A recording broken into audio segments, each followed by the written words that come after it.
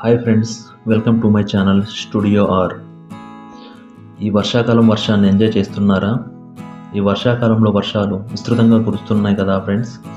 మన ఉత్తర భారతదేశం మరియు దక్షిణ భారతదేశంలో ఈ వర్షాల వల్ల మన తెలుగు రాష్ట్రాల్లో అన్ని జలాశయాలు నిండుతున్నాయి. మీరు ఎప్పుడైనా ఆలోచించారా ఫ్రెండ్స్?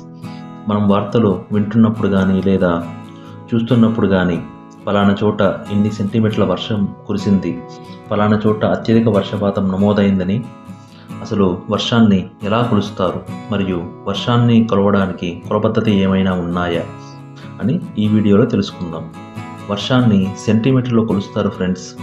అదేంటి, వర్షం ద్రవ పదార్థం కదా, కానీ ద్రవ పదార్థాన్ని లీటర్లో కొలుస్తారు కదా, వర్షాన్ని సెంటీమీటర్లో కొలవడం ఏంటి అని అనుమానం రావచ్చు. లీటర్లో కొలిచే ద్రవ పదార్థాలు ఒక్కసారి కొలిచేసి ఇన్ని లీటర్లని తేల్చేస్తారు. అంతేకాని కొంత సమయం పాటు కొలుస్తూ ఉండరు.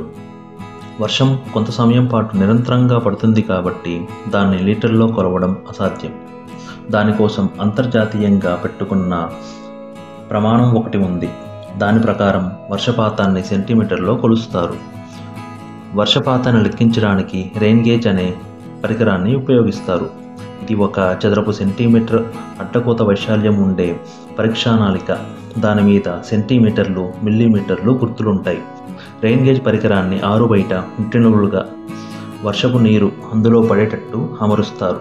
వర్షం పడినప్పుడు చినుకులు ఆ పరీక్షానాళికలో కూడా పడతాయి. అలా పడ్డ ఆ వర్షపు నీటి మట్టం నిర్ణీత కాలంలో ఎంత ఎత్తులో ఉందో గుర్తిస్తారు. ఎక్కువ వర్షం పడితే ఎక్కువ నీరు, తక్కువ వర్షం పడితే తక్కువ నీరు పడతాయి కదా ఆ రెయిన్ గేజ్ పరికరంలో. దాన్ని బట్టి వర్షపాతాన్ని లెక్కిస్తారు. ఉదాహరణకి హైదరాబాదులో ఈరోజు 1.1 సెంటీమీటర్ వర్షపాతం నమోదైంది అంటే ఆ రెయిన్ గేజ్ పరికరంలో 1.1 సెంటీమీటర్ ఎత్తు వరకు నీరు చేరినట్టు అన్నమాట. ఇది ఫ్రెండ్స్, వర్షాన్ని ఎలా లెక్కిస్తారనేది. ఈ వీడియో మీకు నచ్చినట్లయితే లైక్, సబ్స్క్రైబ్ చేయండి.